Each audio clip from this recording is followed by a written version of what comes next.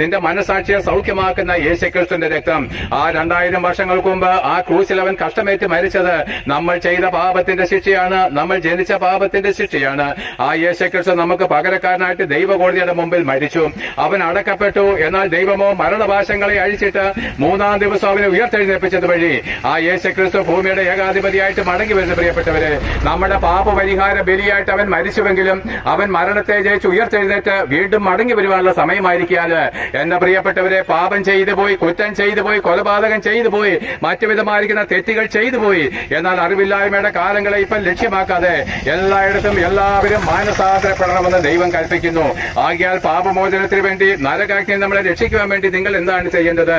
അവൻ പറയുന്നു, സകല ജാതി മതസ്ഥരോടും പറയുന്നു, നിങ്ങൾ മാനസാന്തരപ്പെടണം എന്ന് വെച്ച് കഴിഞ്ഞാൽ നമ്മുടെ പാപത്തിൽ നമ്മളെ രക്ഷിപ്പാൻ കഴിയാത്ത നമ്മുടെ പിതൃപാരമ്പര്യങ്ങളും മതഭക്തികളും പൗരോഹിത്യങ്ങളും വിട്ട് നമുക്ക് വേണ്ടി ക്രൂസിൽ ചൊരിഞ്ഞ രക്തത്തിൽ ആശ്രയിക്കണം. യേശുക്രിസ്തു എന്റെ ഏകരക്ഷകനും കർത്താവും ദൈവവുമായിട്ട് അംഗീകരിക്കണം.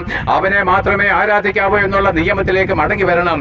അവൻ തന്നെ സത്യദൈവം, അവൻ തന്നെ നിത്യജീവന്.